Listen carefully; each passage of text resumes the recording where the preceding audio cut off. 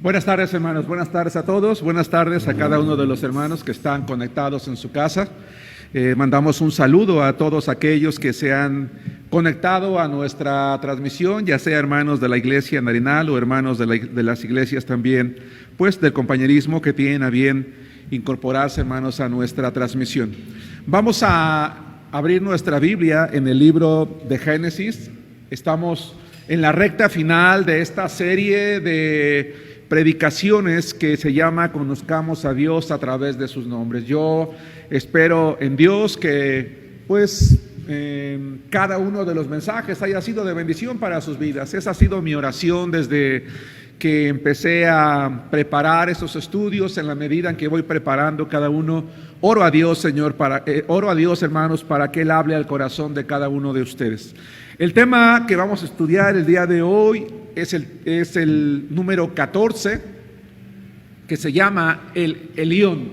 El nombre que vamos a estudiar el día de hoy es el Elión. Y lo encontramos, hermanos, por primera vez en el libro de Génesis, capítulo 14.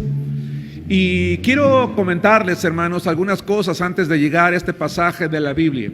Recordemos que el término Él es un término que normalmente en la Biblia se traduce como Dios. Y Él no solamente da la idea o se traduce como Dios, sino que también da la idea de poder o poderoso. De tal manera que cuando hablamos de Dios, decimos que es alguien poderoso, alguien muy poderoso. Cuando combinamos el término el Elión, la palabra Elión es un término que primero que nada significa altísimo, y de allí es que el nombre que vamos a estudiar hoy es Dios Altísimo.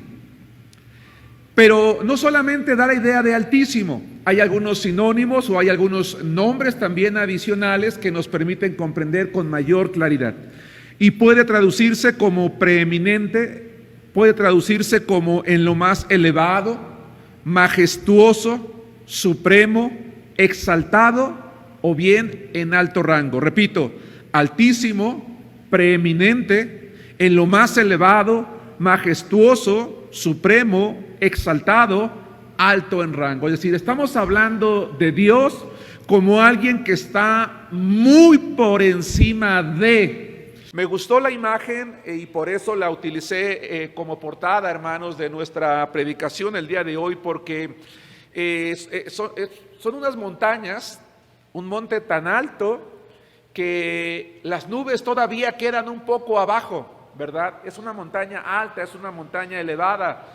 Pocas montañas, puede uno ir a pocas montañas en las cuales, hermanos, el pico está pues por encima de las nubes. Bueno, Dios es alguien todavía más supremo, todavía más grande, más prominente, más preeminente, más alto. Génesis capítulo 14, versículos 18 al 23. Y vamos a recordar, hermanos, al patriarca Abraham, que es quien conoce el nombre del Señor y lo menciona o hace la referencia de esta manera. Voy a leer de los versículos 18 al 23. Y leo la palabra de Dios que dice así: Entonces Melquisedec, rey de Salem y sacerdote del Elión, el Elión, sacerdote del Dios Altísimo, sacó pan y vino y le bendijo, diciendo: Bendito sea Abraham del Dios Altísimo, creador de los cielos y de la tierra, y bendito sea el Dios Altísimo, que entregó tus enemigos en tu mano y le dio a Abraham los diezmos de todo. Entonces el rey de Sodoma dijo a Abraham: dame las personas y toma para ti los bienes. Y respondió Abraham al rey de Sodoma: he alzado mi mano a Jehová Dios Altísimo, creador de los cielos y de la tierra, que desde un hilo hasta una correa de calzado, nada tomaré de todo lo que es tuyo, para que no digas: yo enriquecí a Abraham. Hermanos, esta porción, esta pequeña porción de la Biblia es maravillosa, es muy hermosa, es muy bonita, es muy rica en su contenido, y me voy a atrever, hermanos, a sacar o a tomar algunas enseñanzas, no por el simple hecho de estar practicando un análisis bíblico, sino para poder comprender por qué se le está mencionando, por qué se está llamando a Dios, o por qué se está dando a conocer precisamente como Dios Altísimo. Entonces, lo primero que tenemos que aprender aquí, hermanos, de esta porción, es que nos habla de un hombre llamado Melquisedec. Por primera vez en la Biblia salta a colación un hombre llamado Melquisedec. Aunque la Biblia dice en el Nuevo Testamento o en otros pasajes de la Biblia que Melquisedec es alguien sin genealogía, es decir, no sabemos quiénes fueron sus padres, quiénes fueron sus antecesores o sus antepasados, y en ese sentido él se ha convertido en un tipo de nuestro Señor Jesucristo. Sin embargo, dicen los estudiosos de la Biblia, hermanos, que muy probablemente las raíces de Melquisedec pudieron haber sido cananeas. Y si esto es así, es un detalle muy interesante. ¿Por qué, hermanos? Porque nosotros vamos a encontrar a patriarca Abraham, al hombre que Dios utilizó para que de él saliera la nación de Israel, los judíos, honrando a un sacerdote gentil. ¿Sí nos damos cuenta? Eso es algo impresionante. Yo no sé si ustedes lo habían notado. Vemos al padre de la nación, nada más y nada menos que al patriarca Abraham, honrando a Jehová a través de un sacerdote, pero de un sacerdote gentil. Dicen los estudiosos de la Biblia que el hecho de que Melquisedec sea un sacerdote gentil, porque el pueblo judío como tal no existía, sino solamente Abraham, es una muestra ya antiguo testamentaria de que la visión de Dios no es una visión limitada en cuanto a la salvación exclusiva para su pueblo Israel, tal como lamentablemente ellos la comprendieron más adelante. No, Dios es un Dios que está dispuesto a aceptar como hijo y a recibir la gloria y el honor de cualquier persona, de cualquier raza, de cualquier nacionalidad que esté dispuesto a rendirle su vida a Él. No sé si me explico. Y si es esto, entonces vemos un panorama muy interesante. Vemos al patriarca Abraham conociendo a Dios, a quien conocía como Jehová y a través de otros nombres, pero ahora escuchando que tiene un sacerdote que se conoce como sacerdote del Dios Altísimo. Más adelante, por eso es que cuando conocemos el ministerio de Jesucristo, vemos que Él consuma el plan redentor de Dios por todo el mundo. Por eso dice Juan 3:16 que porque de tal manera amó Dios al mundo. Bien, la segunda cosa que nosotros vemos aquí, hermanos, es que Canaán era una tierra compuesta por muchas ciudades-estado que hoy llamaríamos países, todos idólatras. Canaán era tierra de países o de ciudades-estado, como es más correcto llamarles, o países, y es que queda un poco más claro, extremadamente idólatras.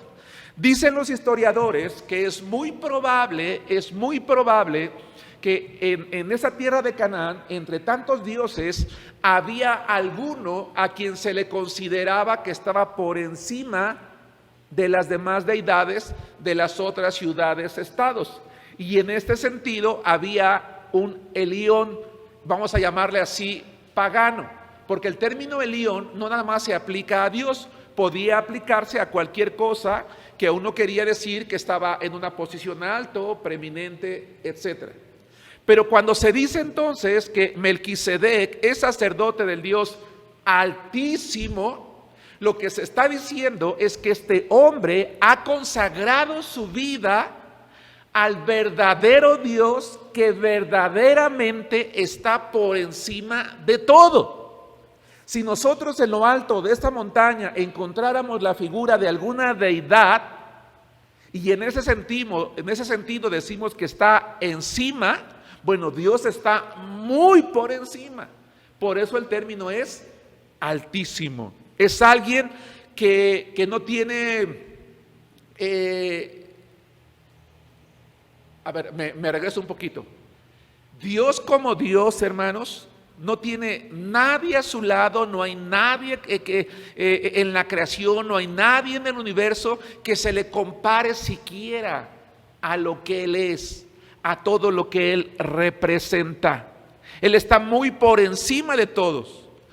Y está tan encima que dice la Biblia, aquí en este versículo que acabamos de leer, el 19, dice, está tan encima de que Él es el creador de los cielos y de la tierra, es decir, le pertenecen, son suyas, porque había otras deidades que se consideraban estar encima de otros dioses, pero se creía que había otros dioses que habían creado el cielo, había otro dios u otros dioses que habían creado la tierra, pero Melquisedec era sacerdote y además rey del único Dios que verdaderamente es altísimo y por lo tanto dueño de todo.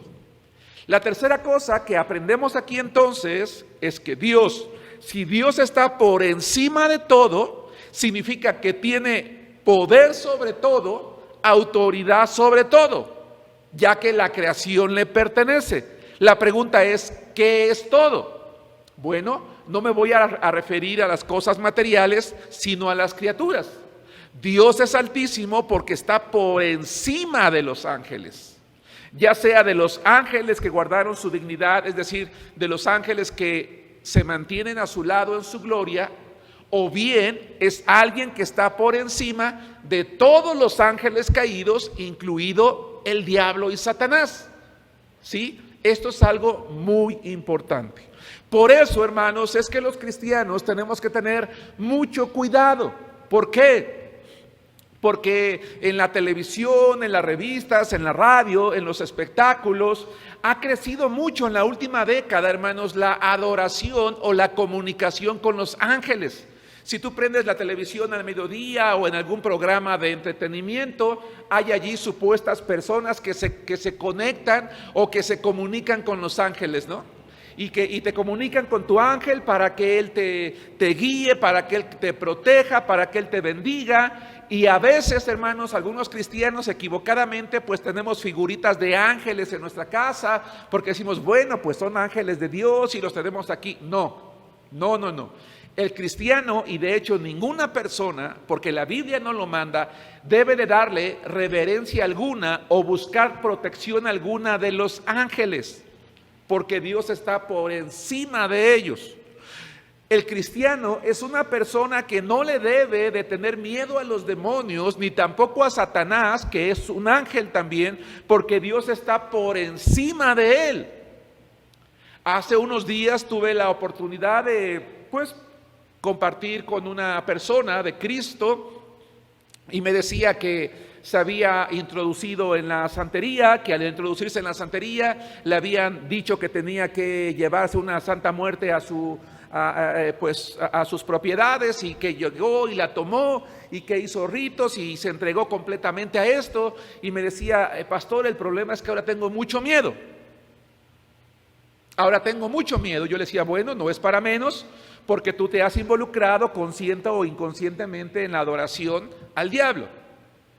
Pero yo quiero decirte que Dios está por encima de todo, que tú puedes orarle a Dios, puedes romper el pacto que tú hiciste con estas imágenes. Le dije, la muerte además ni siquiera es un ángel, no es nadie porque no existe, es un hecho, es un suceso, es un acontecimiento, ¿verdad?, que ocurre. No hay un ángel llamado muerte que viene y se va a llevar a Germán, para no decirle a nadie, ¿verdad?, y que se va a llevar a rato a otro. No, es un suceso, es un acontecimiento.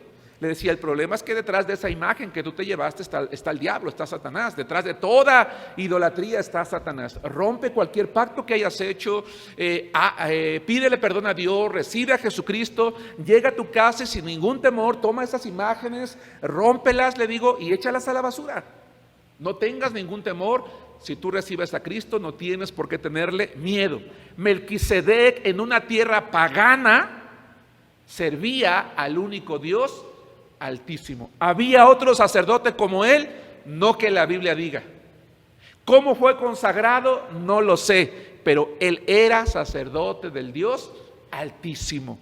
Y Abraham conoce a Dios con un nuevo nombre y entiende entonces algo que creo yo había comprendido antes, pero que ahora le queda más claro, que Dios es alguien, sí, que está por encima de todo.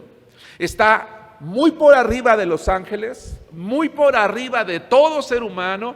Por guapo, por rico, por poderoso que sea en este mundo, nadie jamás estará a la altura de Dios, jamás nadie. Y también Él está por encima de otros dioses. Ojo, aquí quiero dejar en claro muy algo. ¿Por qué si yo digo que voy a hablar de las criaturas y no de las cosas, incluyo dioses?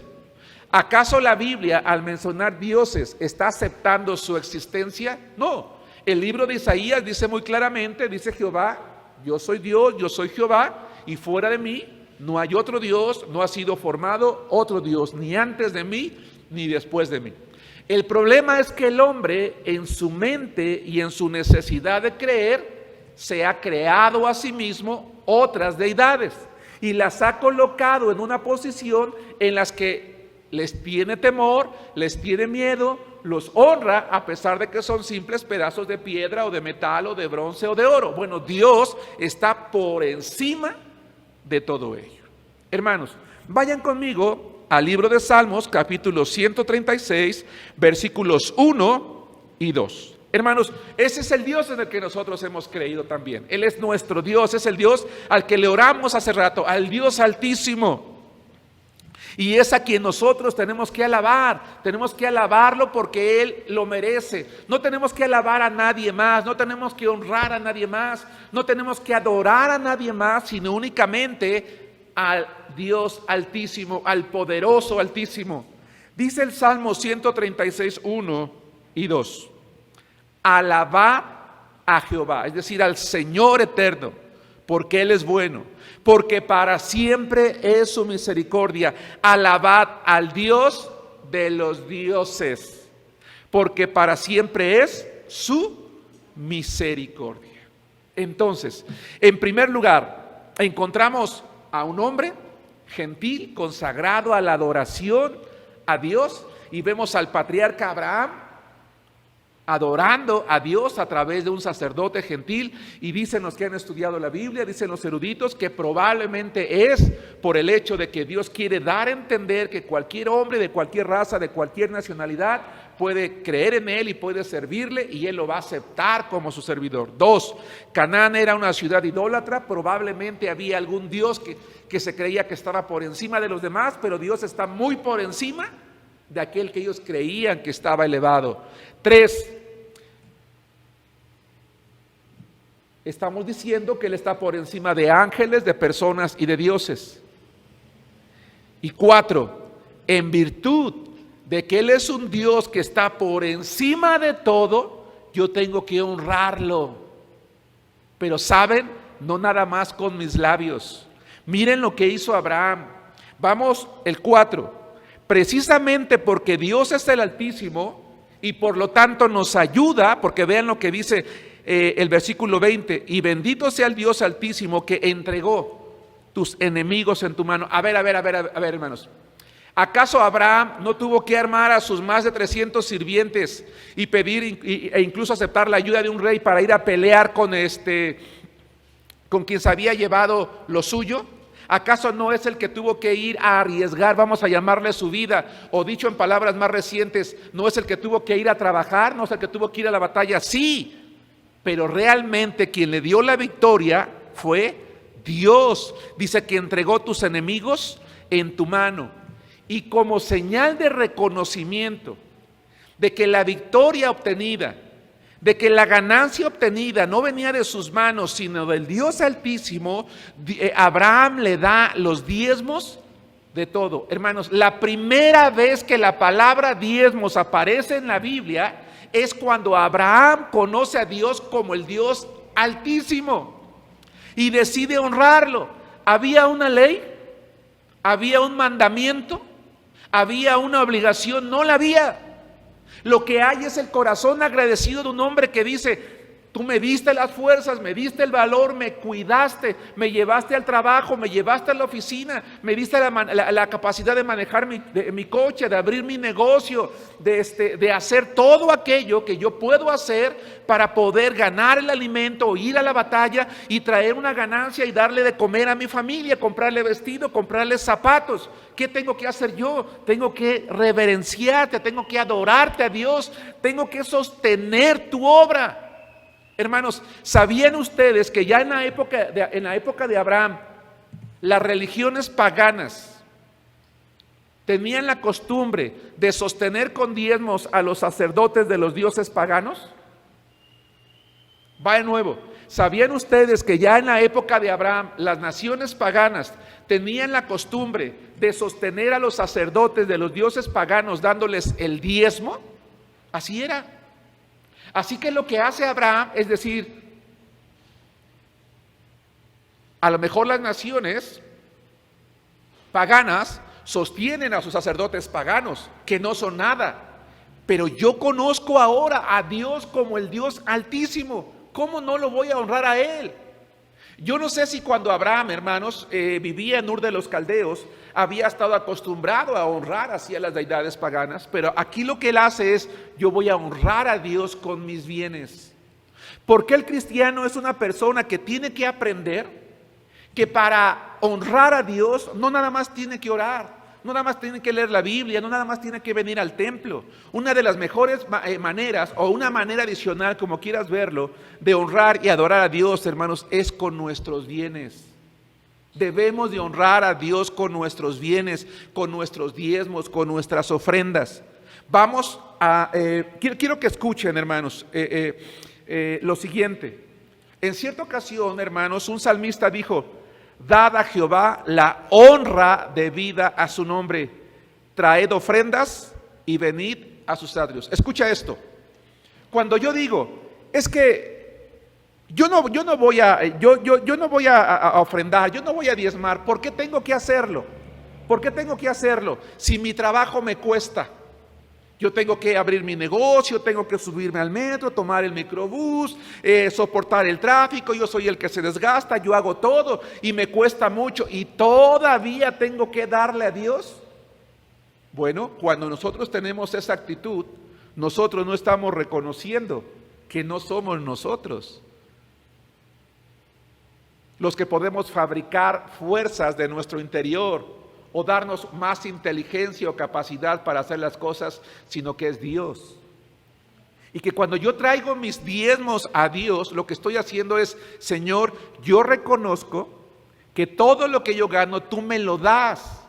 Y como honra a ti que eres altísimo, te traigo mi ofrenda. Porque el salmista, apunten, Salmo 96:8, no está en las notas, dice: da a Jehová la honra debida a su nombre. Dice Proverbios 3:9, honra a Jehová con tus bienes y con las primicias de todos tus frutos. ¿Qué significa esto? Significa que a lo mejor yo entro a un trabajo nuevo y tengo que independientemente de mi diezmo, yo tengo que apartar una buena ofrenda para Dios, diciéndole: Señor, tú me acabas de dar mi primer trabajo, mi primer negocio, o acabo de cambiar de trabajo, Señor, con un salario mejor. Mira, voy a apartar una cantidad para ti, esto es mi primicia para ti, independientemente de los diezmos que yo voy a dar, porque yo reconozco que tú eres merecedor, que eres digno. Hermanos, honremos a Dios con nuestros bienes. Hagámoslo de corazón sincero. Quiero recordar una anécdota, hermanos, que conté hace algunos años, que no es mía, la aprendí en algún lugar. Un día llega un miembro de la iglesia con el pastor y le dice: pastor, quiero negociar con usted algo, porque no me parece justo. Y le dice el pastor a este miembro: sí, dime, hermano, ¿qué es lo que pasa? Bueno, pastor, mire, a mí no me parece justo que yo voy a poner una cantidad de X, a mí no me parece justo que yo diezme 1,000 pesos cuando el hermano Germán, que soy yo, cuando el hermano Germán da 100 pesos. No me parece justo que mi diezmo sea de 1,000 pesos y que el diezmo del hermano Germán sean 100 pesos. Y el pastor le dice, bueno, hermano, es que tú ganas 10,000 pesos y tu diezmo son 1,000. Y el hermano gana 1,000 pesos y su diezmo son 100. Tú no diezmas más que el hermano. En cantidad para ti es mayor. Pero el mismo esfuerzo que tú haces en diezmar 1,000 es el que hace él en diezmar 100 pesos. Y le dice, pues aún así, pastor, no se me hace justo. Y eso es precisamente lo que quiero negociar con usted. ¿Qué es lo que quieres negociar entonces, hermano? Lo que yo quiero negociar es que yo voy a diezmar 100 pesos con el hermano, como el hermano. Y el pastor le dijo, está bien, hermano, de acuerdo. Voy a orar a Dios para que te dé un trabajo como el del hermano, para que diezmes 100 pesos. Ah, no, pastor, ¿qué pasó? Porque el hermano está dando su diezmo fielmente. El problema de algunos hermanos en la iglesia es eso. Ah, no, pues es que el hermano vende dulces y él ¿cuánto puede ganar? ¿Cuánto puede dar de diezmo? 20, 30 pesos y ya siente que ya yo doy 5,000. No, o sea, no se me hace justo. Y queremos negociar con Dios. ¿Sí nos damos cuenta? No, hermanos. Cuando nosotros aprendemos a tener un corazón agradecido como Abraham y entendemos que Dios es el Señor poderoso, el Altísimo, y que en honor, hermanos, a su nombre, a su poder, a su preeminencia, yo lo debo de honrar, lo voy a honrar con mis bienes. Y lo siguiente, hermanos, que podemos aprender aquí es que si Dios es un Dios altísimo, si Dios es soberano, es decir, Él tiene el máximo poder y la máxima autoridad sobre todo, lo mejor que podemos hacer es poner toda nuestra confianza en Él. Va de nuevo. Hermanos, si Dios es altísimo, porque Él pertenece todo el poder, puesto que es el Elión, el todopoderoso altísimo, hago bien en poner mi confianza en Él, porque Él es soberano, Él tiene todo poder y toda autoridad sobre todo. ¿Sí nos damos cuenta? ¿Para qué voy a ir a adorar a Satanás, hermanos? ¿Para qué voy a ir a adorar a un ángel? A quien la Biblia no me manda que lo haga y que es pecado, pero suponiendo que no lo fuera, pudiendo adorar a Dios que es el Altísimo. No sé si me explico. Hermanos, nosotros estamos en lo correcto al adorar a Dios, confiemos en Él. Confiemos en su poder, confiemos en su amor, confiemos en su misericordia, porque Él tiene autoridad sobre todo. Acompáñenme al libro de Salmos, capítulo 57, versículos 2. Posteriormente vamos a leer el Salmo 91:9 y más adelante el libro de Daniel. ¿Por qué es importante conocer a Dios a través de sus nombres? Porque sus nombres nos hablan de su carácter. Nos hablan de sus características, nos hablan de quién es Él, nos hablan de su poder, de su persona, porque porque entre más lo conocemos a través de sus nombres, hermanos, y si nosotros entendemos de corazón, la confianza crece en nosotros, ya no hay duda, no hay temor. ¿Por qué? Porque estamos con el mejor, con el más poderoso. Dice la Biblia en el Salmo 57:2, clamaré al Dios altísimo, al Dios que me favorece, que me escucha, que me ayuda. Hermano, hermana, ¿sabes quién tiene la última palabra? No la tiene el médico, no la tiene el gobierno, no la tiene el economista, no la tiene el secretario de Hacienda, no la tiene el secretario de Economía, no la tiene el secretario de Salud, la tiene Dios, el Dios Altísimo, a quien nosotros adoramos y honramos. Salmo 91:9. Porque has puesto a Jehová, que es mi esperanza. Fíjense qué interesante. Porque has puesto a Jehová, que es mi esperanza, al Altísimo por tu habitación. Y ahí habitación, entiéndase, protección o refugio. Vayan conmigo a Daniel capítulo 4, versículos 34. Voy a leer el 32 también porque me parece interesante. Creo que la idea comienza desde allí realmente. Miren lo que dice la palabra de Dios, hermanos, en Daniel capítulo 4. Tenía planeado leer el 34, pero me parece que el 32 también es importante porque complementa bien. Dice el 4:32, y de entre los hombres te arrojarán, está hablando Daniel con el rey Nabucodonosor, y con las bestias del campo será tu habitación, y como a los bueyes te apacentarán, y 7 tiempos pasarán sobre ti, hasta que reconozcas que el Altísimo tiene el dominio en el reino de los hombres y lo da a quien él quiere. Hermanos, ¿por qué al rey Nabucodonosor? Escucha esta pregunta. ¿Por qué al rey Nabucodonosor le fue quitada su inteligencia? ¿Por qué al rey Nabucodonosor se le castigó quitándole la inteligencia humana, quitándosela al grado de que actuaba como un buey, como un animal? Porque él se negó a reconocer que lo que él era, lo que había logrado, lo que había ganado, el Dios Altísimo se lo había dado.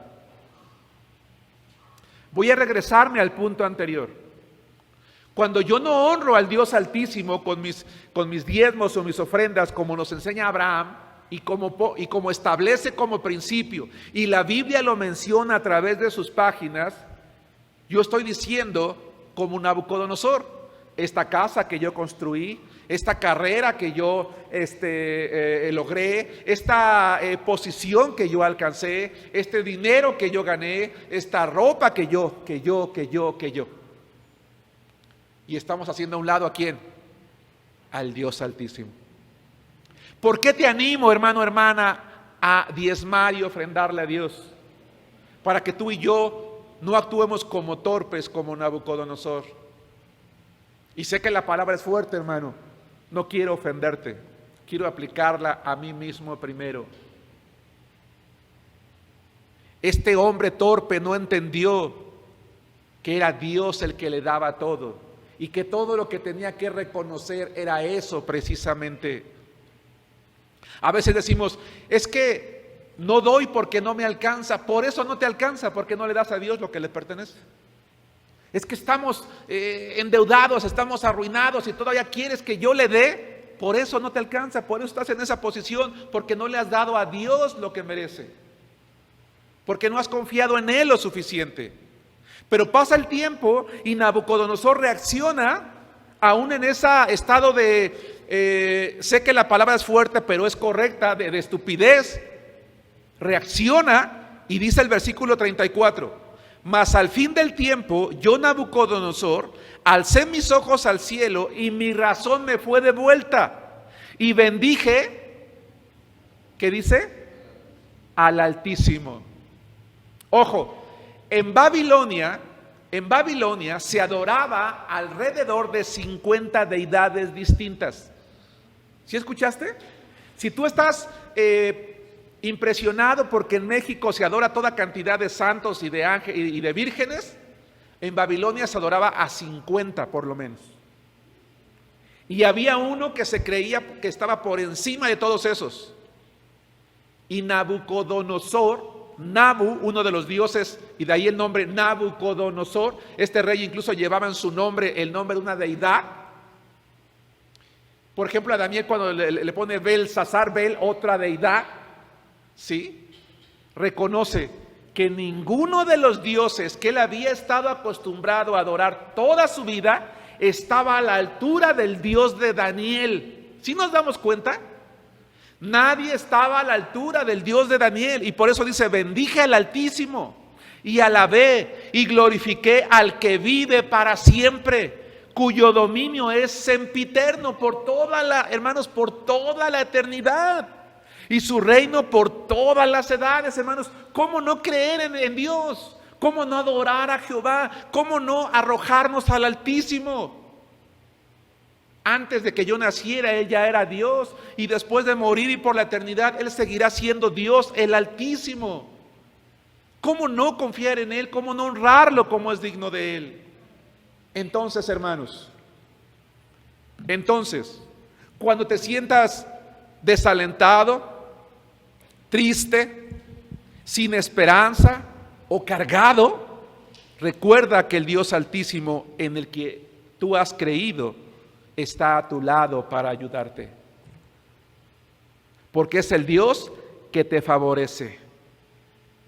Cuando te sientas que ya no puedes con la vida, arrójate a los brazos del Altísimo y recuerda sus hermosas promesas. Hermanos, en estos tiempos donde parece que el mundo se viene abajo porque todos los días, hermanos, escuchamos malas noticias, que si el COVID ya mutó, que si ya cambió, que si la vacuna no va a servir, que si hay nuevas cepas, que si la economía, que si la enfermedad, que si los mismos médicos, y no hay esperanza, nosotros podemos voltear nuestros ojos al cielo y entender que el Altísimo Dios es quien tiene la última palabra, es el que tiene el control, es el que es soberano. ¿Quieres, hermano, una habitación? Te invito a que tengas esta, Salmo 91, 1 y 2. Y me atrevo a creer que hay algunos que no lo sabemos o se lo saben de memoria. Recuerdo que hace tiempo hicimos un concurso en la iglesia donde nos aprendimos de memoria este Salmo 91. Salmos 91, 1 dice: el que habita al abrigo, bajo la protección del Altísimo, morará bajo la sombra del Todopoderoso. Diré yo a Jehová, esperanza mía y castillo mío, mi Dios, y toma una decisión. ¿En quién confiaré? Ayer posteaba yo, hermanos, tengo la costumbre de repente de estar posteando algunas ideas que surgen de estar leyendo ya sea la Biblia o algún libro en el Facebook. A manera de pregunta decía yo: ¿estás dispuesto a que Dios haga todo lo necesario en tu vida con tal de que forje en ti un carácter que te haga ser un digno representante viviente de Cristo? Y la respuesta es tuya y es mía, de cada quien. Que cada quien va a responder: ¿estás dispuesto a que Dios haga lo necesario? Si la respuesta es sí, entonces te va a aprobar. Entonces te va a permitir entrar en tribulación, te va a permitir que te enfermes, va a permitir que algún día caigas en la ruina, va a permitir que un día tengas una mala noticia, porque ¿cómo vas a probar entonces tu fe? Entonces, ¿cómo vas a madurar? Entonces, ¿cómo te vas a hacer fuerte? Hermano, ¿cuándo le dan a un soldado la medalla al mérito y al valor? Si no es cuando va a la guerra y regresa. Y el cristiano es así. Pero hermanos, qué maravilloso es que nosotros podemos habitar a la sombra del Altísimo y estar seguros. El término Altísimo es algo tan, soy tan incapaz, hermanos, de describir todo lo que implica, que el mismo Satanás quiso ser como el Altísimo. Lucero, quien era un ángel, querubín protector del trono de Dios, deseó ser como el Altísimo, deseó ocupar su trono. Pero solo logró convertirse en el diablo, el acusador, en Satanás, el enemigo, el adversario. Vayan conmigo al libro de Isaías, un pasaje teológicamente muy profundo. No voy a pretender explicarlo ahorita porque estamos hablando del Altísimo. Pero hermanos, Lucero, se cree que era uno de los ángeles más poderosos, más bellos, más sabios de Dios. No se conformó con lo que tenía y dijo: no, yo no voy a adorar a Dios, yo voy a ser como Dios. Hermano, hermana, ten cuidado. Oye, que es que tú eres muy bonita, qué bella eres. Oye, qué guapo. Oye, qué inteligente. Oye, qué poderoso. ¿Verdad que sí? No, sí. Yo no necesito a Dios. ¿Yo para qué quiero a Dios? Ten cuidado, porque muchas veces los hombres, en la vanidad de nuestra mente, somos como Satanás.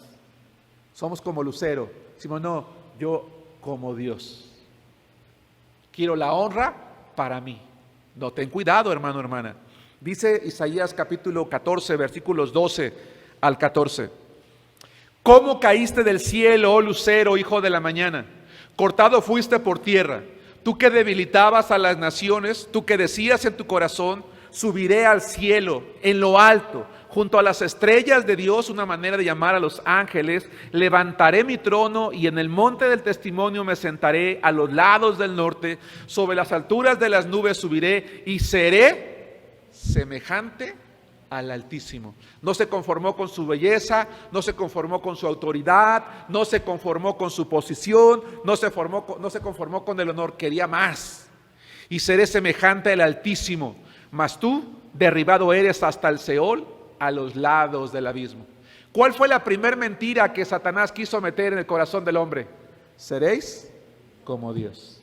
¿Y qué creen? Muchos faraones se la creyeron. por eso se creían hijos de Ra. Muchos emperadores se la creyeron. Muchos reyes a través de la historia se la han creído. Muchos hombres, muchas mujeres se la han creído. No. ¿Sabes qué fue el único que logró este hermoso ángel? Convertirse en el diablo y Satanás. Así que tengamos cuidado nosotros también. El Altísimo es alguien que merece nuestra adoración, toda nuestra adoración, hermanos. Y finalmente, hemos visto a través de las clases que Jesús es Jehová, que Jesús es Dios.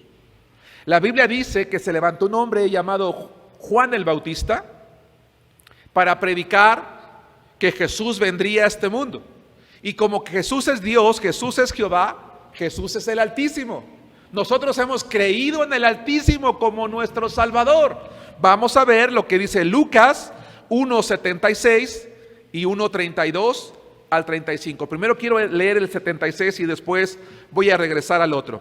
Espero estarme explicando con claridad, hermanos. Dice la palabra de Dios: y tú, niño, hablando acerca de Juan el Bautista, profeta del Altísimo serás llamado. Juan el Bautista fue profeta porque él profetizaba o hablaba de la venida de Cristo. Y a Cristo, ¿cómo se le llama aquí en este verso? Altísimo. Este verso es una prueba de la deidad de Cristo. Cristo es Dios. Y tú, niño, profeta del Altísimo, serás llamado porque irás delante de la presencia del Señor para preparar sus caminos. Lucas 1:32 y 35. Este será grande y será llamado Hijo del Altísimo, y el Señor Dios le dará el trono de David, su padre. Ahora sí, hablando de Jesús. Versículo 35. Respondiendo el ángel le dijo: el Espíritu Santo vendrá sobre ti, y el poder del Altísimo te cubrirá con su sombra, por lo cual el santo ser que nacerá será llamado Hijo de Dios. Entonces Jesús es el Altísimo, Jesús es Dios, es el Hijo de Dios. Hermanos, vayan conmigo entonces. Si Jesús es el Altísimo y es el Hijo de Dios, entonces también tiene autoridad sobre el hombre, también tiene autoridad sobre los ángeles, también tiene autoridad sobre los demonios y también tiene autoridad sobre toda deidad. ¿Sí queda claro? Vamos a comprobarlo en la Biblia. Marcos capítulo 5, versículos 7, 8 y 9. Me encanta, hermanos, me gustan mucho los versos cuando los demonios se encuentran con Jesucristo. Y no es que esté a favor de eso, no, sino por lo que ellos declaran, por lo que ellos nos enseñan, por lo que dicen. Dice Marcos capítulo 5, versículo 7. Estamos ya en la parte final de la predicación de esta tarde, hermanos. Estamos comprobando, como lo he hecho en cada uno de los temas anteriores, que Jesús es Jehová, que Jesús es el Shaddai, que Jesús es Jehová, que Él es todo. Dice: y clamando a gran voz, dijo: ¿qué tienes conmigo, Jesús, Hijo del Dios Altísimo? Te conjuro por Dios que no me atormentes. A ver, hermanos, ¿qué está reconociendo aquí esta legión de demonios? Que Él es el que tiene la autoridad sobre él. Porque le decía: sal de este hombre, espíritu inmundo. Y le preguntó: ¿cómo te llamas? Y respondió diciendo: Legión. Hermanos, este hombre tenía miles de demonios dentro de él.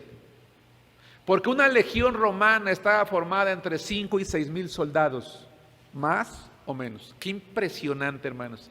Qué situación tan terrible, tan triste y tan miserable de este hombre, igual que la situación que vive hoy la humanidad.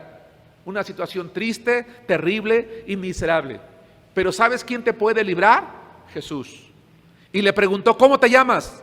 Respondió diciendo: Legión me llamo, porque somos muchos. Hermanos, las personas quienes hemos creído en Cristo tenemos un gran privilegio. Vayan conmigo a Lucas capítulo 6, versículo 35. Lucas capítulo 6, versículo 35. Dice la palabra de Dios: amad pues a vuestros enemigos, amen a sus enemigos y hagan bien y presten, no esperando de ello nada, y será su galardón grande, y serán hijos del Altísimo, porque Él es bueno para con los ingratos y malos. Hermanos, tenemos el privilegio de ser hijos del Dios Altísimo. Voy a leer 3 pasajes más. Quiero que veamos esta imagen que pretende pues ilustrar, obviamente no de manera perfecta, pero sí a Jesucristo en el trono de gloria, hermanos, allá en el cielo. Y si Dios es el Dios altísimo, está por encima de todo, y si decimos que Jesús es Dios altísimo, tiene que estar por encima de todo. Vamos a demostrarlo en la Biblia con 3 pasajes: Efesios 1, 19 al 21, Apocalipsis 19, 13 al 16 y Romanos 9, 3 al 5. Dice Efesios 1, 19: y cuál la supereminente grandeza de su poder para con nosotros los que creemos, según la operación del poder de su fuerza, la cual operó en Cristo, resucitándole de los muertos y sentándole a su diestra en los lugares celestiales, sobre todo principado, es decir, sobre todos los ángeles, y autoridad y poder y señorío, y sobre todo nombre que se nombra, no solo en este siglo, sino también en el venidero. ¿Dónde está Jesús ahorita? En el trono de gloria, como lo que es el Dios altísimo.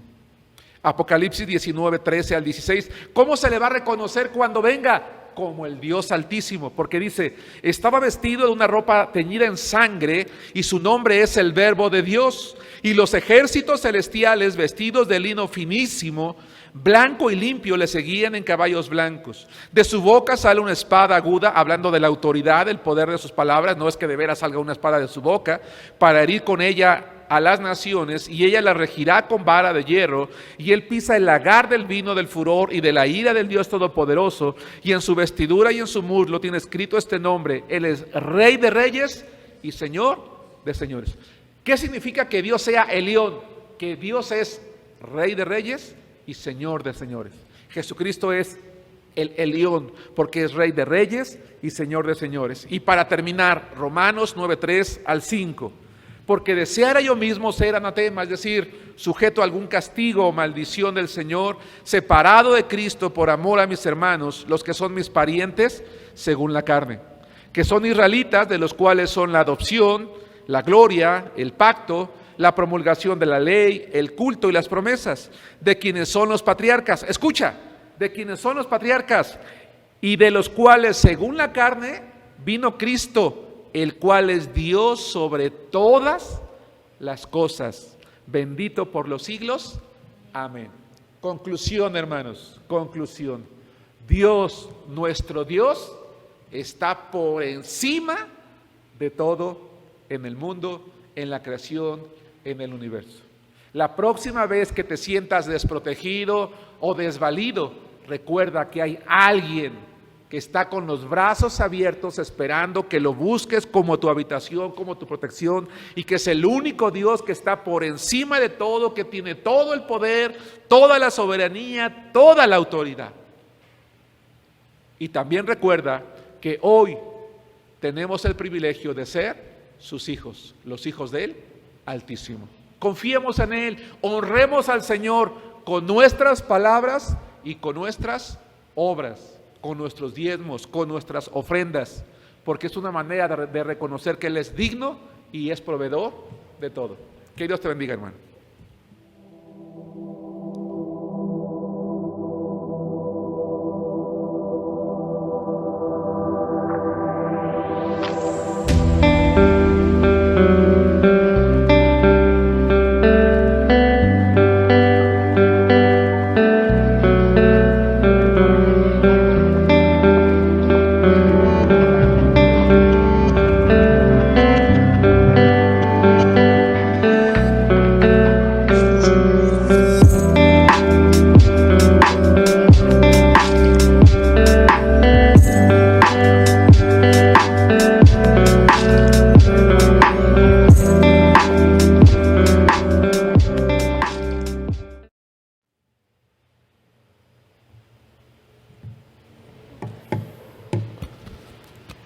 Gracias a Dios por su palabra, hermanos. Como siempre lo decimos, parecemos tal vez